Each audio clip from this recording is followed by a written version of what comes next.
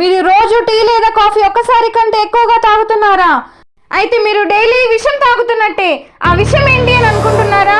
టీలో ఉంటుంది థినైన్ అండ్ కాఫీలో ఉంటుంది కెఫైన్. సో ఈ రెండు కెమికల్స్ టీ అండ్ కాఫీలో ఉండటం వలన మన బాడీకి లివర్ డ్యామేజ్ జరుగుతుంది అండ్ ఆకలిని చంపేస్తుంది అండ్ నిద్ర లేకపోవటం కూడా స్టార్ట్ అవుతుంది.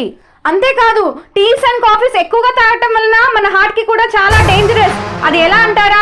బాడీని స్టిమ్యులేట్ చేయడానికి పనిచేస్తుంది. టీ తీసుకున్నప్పుడు మనల్ని ఓవర్ ఎగ్జైట్ లేదా ఓవర్ యాక్టివేట్ చేయడానికి ప్రయత్నిస్తుంది. దానివల్ల హార్ట్ రేట్ అనేది కూడా పెరుగుతుంది.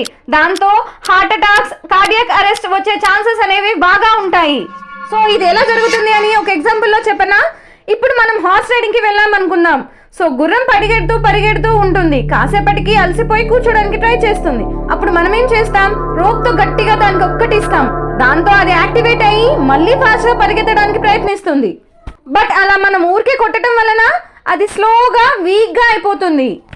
సో మనం కూడా తీసుకునే ఒక్క కప్పు టీ మన నర్వస్ సిస్టమ్ పైన ఒక్క దెబ్బ కొడుతుందన్నమాట. దానివల్ల మెల్లిగా మనం కూడా వీక్ అయిపోతూ ఉంటాం.